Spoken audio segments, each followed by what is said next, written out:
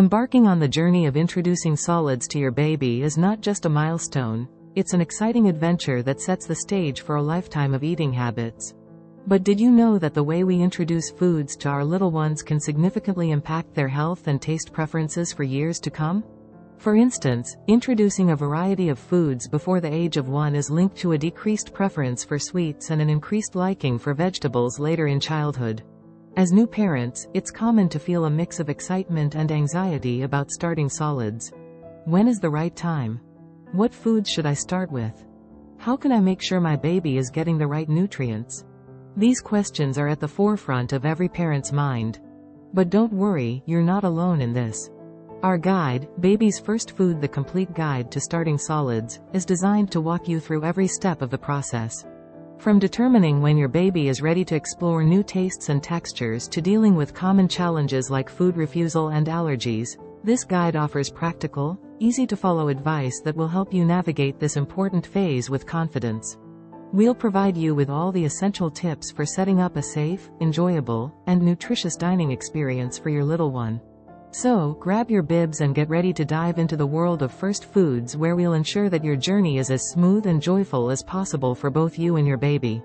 Stay tuned for our first chapter, where we'll discuss the signs that your baby is ready to start solids and how to prepare for this new adventure. Chapter 1. Introduction to Starting Solids. When is the right time to introduce solid foods to your baby? It's a question every parent ponders.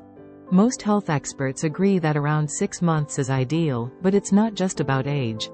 Look for signs of readiness in your baby, such as being able to sit up with minimal support, showing curiosity about what you're eating, and no longer pushing food out of their mouth with their tongue. Introducing solids is more than just a milestone, it's the beginning of a lifelong journey with food. It's important to approach this phase with excitement and caution. Start with small, manageable portions. A teaspoon of pureed food or a tiny soft piece of fruit is perfect. This isn't just about nourishment, it's about helping your baby explore new textures and tastes. Did you know that early food experiences can shape food preferences later in life? A study from the Pediatrics International Journal found that babies introduced to a wide variety of vegetables early on were more likely to enjoy vegetables as they grew older. So, introducing a range of foods early on might help curb picky eating habits in toddlers. Chapter 2. Preparation Essentials. Before you start, you'll need the right gear. A high chair that supports your baby upright, baby-friendly utensils, and a selection of small, shallow bowls are essential. Consider a plastic or silicone bib with a food catcher at the bottom, and don't forget a splash mat for the floor. Starting solids can get messy. Setting up your space is just as important as having the right tools. Create a calm environment. Keep distractions to a minimum so your baby can focus on the new eating experience. Always have your baby sit upright while eating to prevent choking, and never rush the feeding process. Patience is key. Safety is paramount. Always stay with your baby during meals and learn the basics of infant first aid, including how to handle choking. Remember, each baby progresses differently, so tailor the pace and food choices to your baby's needs and reactions. Chapter 3. First Foods to Consider.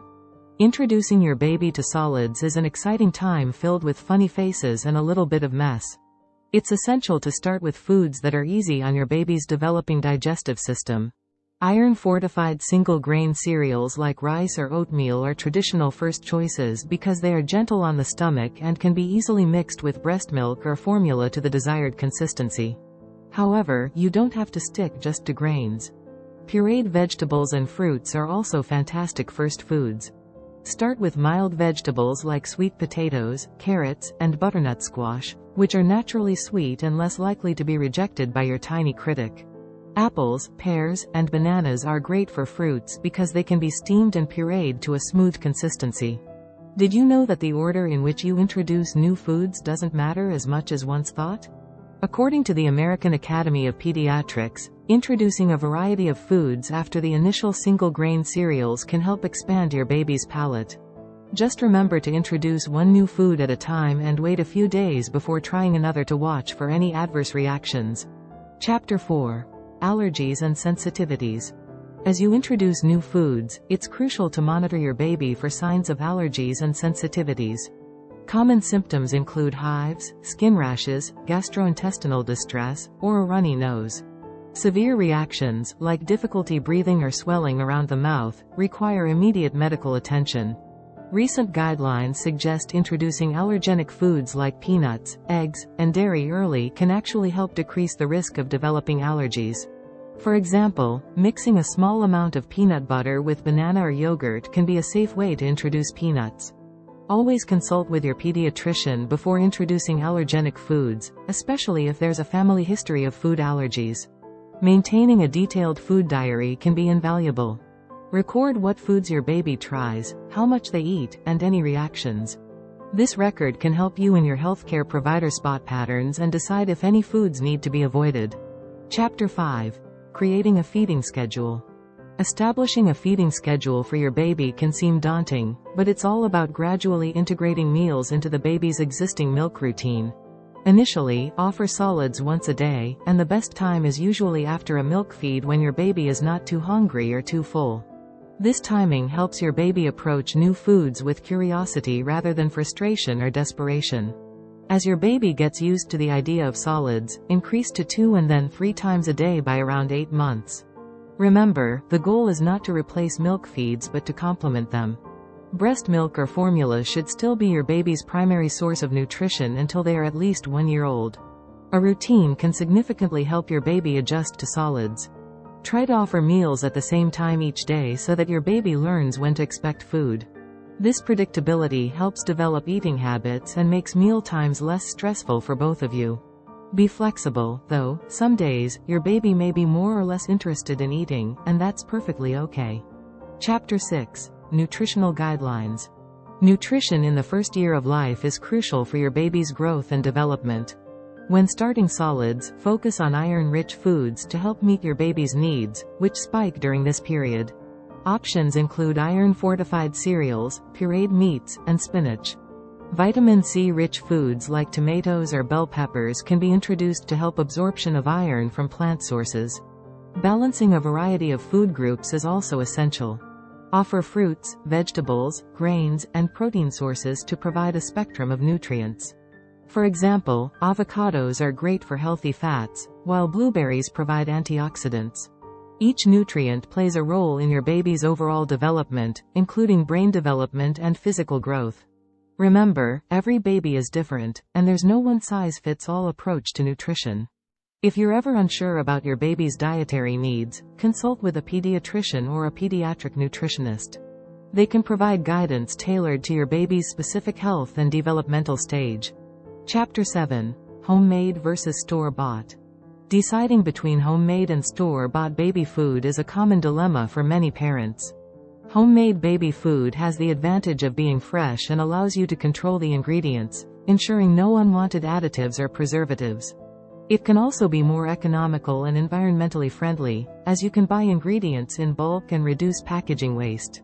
However, homemade food requires time and effort, which might be challenging for busy parents. You also need to be meticulous about food safety, preparing, storing, and reheating foods properly to avoid any health risks. On the other hand, store-bought baby food is convenient and designed to meet strict nutritional and safety standards. It offers a variety of flavors and textures that might not be practical to prepare at home. Plus, commercially prepared baby foods are sterilized, reducing the risk of bacterial contamination. Each option has its merits, so it often comes down to what works best for your family's needs and lifestyle. Some parents choose a combination, using store-bought options when out and about or short on time, and homemade food when possible. Chapter 8. Introducing textures and flavors. As your baby becomes more accustomed to eating solids, it's important to start varying the textures and flavors. This helps prevent pickiness and encourages motor development. From about 7 months, you can move from pureed to mashed foods, which are slightly chunkier. This change helps your baby learn to chew, even if they don't have teeth yet. Introducing a variety of flavors early on can influence your baby's taste preferences. Don't shy away from adding herbs and mild spices. A pinch of cinnamon in sweet potato puree or some mint in a pea puree can make meals more interesting for your baby. Always be mindful of your baby's reactions to new textures and flavors. Some might be immediately accepted, while others might require repeated exposure. It's normal for babies to be hesitant with new experiences, so patience is key. Chapter 9. Common Challenges and Solutions. Feeding solids is an adventure that comes with its share of challenges. One common issue is refusal to eat. This can be disheartening, but it's often a normal part of the learning process for babies as they explore new tastes and textures. To manage this, offer a variety of foods and keep mealtime calm and pressure-free. If your baby refuses a particular food, don't force it. Instead, try reintroducing it after a few days or even weeks. Messiness is another inevitable part of introducing solids. While it might be tempting to clean up every spill during mealtime, allowing your baby to get messy can actually help them learn. It's a sensory experience that encourages exploration and interaction with food. Plus, self-feeding practices, even if messy, are important for developing hand-eye coordination and fine motor skills. Another challenge is managing mealtime distractions. Babies are naturally curious, and a noisy, chaotic environment can make focusing on eating difficult. Try to keep distractions to a minimum.